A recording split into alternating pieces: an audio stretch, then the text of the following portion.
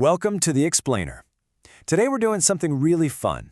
We're putting Alignment Healthcare right on the operating table for a true value investor's autopsy. We're hunting for that holy grail today, a wonderful business trading at a completely fair price. So the big question hanging over us is this: would Warren Buffett actually buy Alignment Healthcare, ticker ALHC, at today's price? To figure that out, we're going to smash together Buffett's legendary qualitative framework with some really rigorous, hard-nosed quantitative modeling to see if this Medicare Advantage company truly passes the test. All right, here's our roadmap for the Explainer today. We'll hit the business and moat, dive into deep financial statement analysis, run the valuation models, check our margin of safety, and then deliver the final verdict. Let's get right into it. Part 1, the business and the moat, Buffett style. Okay, in one simple paragraph, what do they actually do?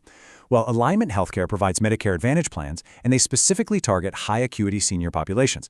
They do this using a proprietary, tech-driven, clinical first care model. Basically, they partner with providers and use their custom-built AI platform, called AVIA, to coordinate some really high-quality care. And you know, it's working. In Q1 2026, this model drove a massive 31% year-over-year membership growth, bringing them to almost 285,000 members. Now, here's where things get super interesting. Do they have an economic moat? Well, looking at brand and quality, absolutely.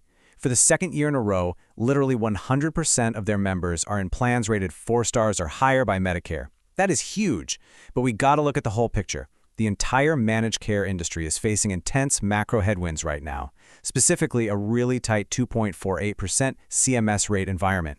So because of that persistent regulatory and reimbursement pressure, we have to be realistic and rate this moat as narrow rather than wide. Next up, we always have to look at management. How candid are they? Well, during the Q1 earnings call, CEO John Cao openly admitted to a temporary workflow error. In January, they mistakenly paid some authorizations at full acute rates instead of observation rates.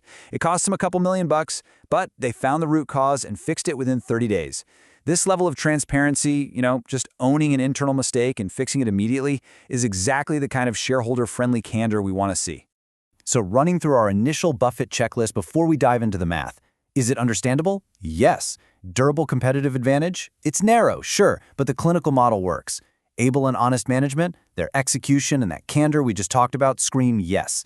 But do they have consistent high returns? Well, to answer that, we've got to look at the numbers. Which brings us to Section 2, deep financial statement analysis. Okay, when we look at the Q1 2026 results, they are boasting a seriously strong balance sheet. Top-line revenue hit $1.2 billion. That is a 33% jump year over year. But more importantly, let's talk liquidity. They're sitting on roughly $705.5 million in cash and short-term investments. That easily covers their $323.6 million in long-term debt. And if we quickly calculate the current ratio, taking $1.14 billion in current assets over $724 million in current liabilities, we get a very healthy 1.57. Immense short-term stability here. Now, their trailing 12-month net income figure is absolutely crucial, $19.8 million. Why is this such a big deal? Because it represents a monumental swing from a massive $128 million loss in 2024. They just posted basic EPS of about 0.1 cents on a trailing 12-month basis. This basically proves that their scaling efforts and operational efficiencies, like boosting auto-adjudication of claims from under 15% to over 60%, are genuinely translating into bottom-line profitability. It's a huge turning point. All right, let's calculate Warren Buffett's absolute favorite metric, owner earnings or free cash flow. In Q1, Alignment pulled in a very strong $128.6 million in operating cash flow. Now, if we assume that the $7.3 million they spent acquiring property and equipment is their maintenance capex, we're looking at a fantastic $121.3 million in pure free cash flow just for the quarter. That kind of cash generation gives a business some serious optionality. But, as impartial analysts, we've got to take off the rose-colored glasses for a second and hunt for red flags. First up, capital allocation. They don't pay a dividend, and they aren't buying back stock.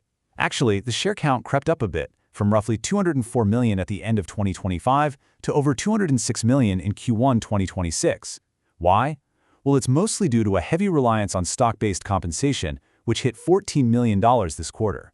While that's pretty standard for a high-growth tech-enabled company, dilution is a real headwind we have to bake into our valuation. Moving right along to Section 3, valuation models. First, let's run the discounted cash flow, or DCF model. Relying on analysts' DCF models from our source documents and assuming a cost of capital, the WACC, of around 9%, plus a terminal growth rate of 2.5%, if we use management's own guided near-term membership growth of 24 to 27%, the intrinsic fair value lands right around $41.45 per share. Let's cross-check that with the godfather of value investing, Benjamin Graham's intrinsic value formula. Now, a quick caveat, the source documents didn't give us the current AAA corporate bond yield, so we have to explicitly assume a conservative yield of 5.5% to make the math work.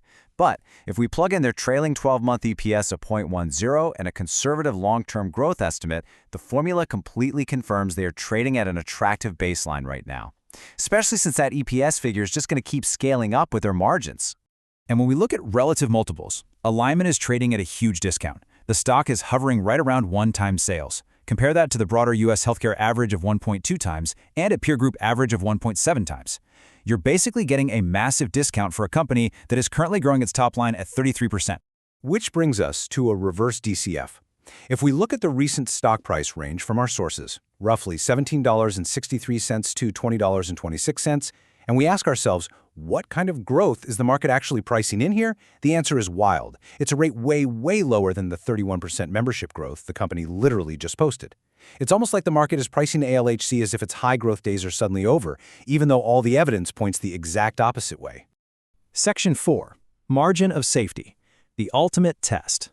So with the stock trading around $17.93 recently, and our DCF fair value sitting way up at $41.45, we are staring at a massive discount. Look, even if we play it super safe and defer to the Wall Street analyst's consensus target of $25.54, we are still sitting comfortably above that strict 25 to 30% margin of safety threshold that value investors demand. The downside here looks heavily buffered.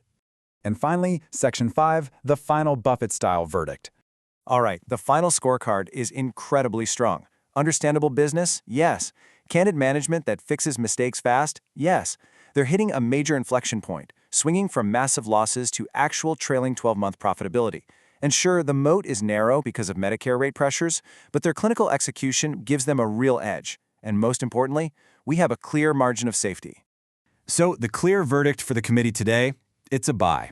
Alignment Healthcare is genuinely a wonderful business. They've got that 100% 4-star plus quality rating, 33% revenue growth. The model clearly works. And right now, it is trading at a very fair, if not deeply discounted price relative to its intrinsic value and cash-generating power.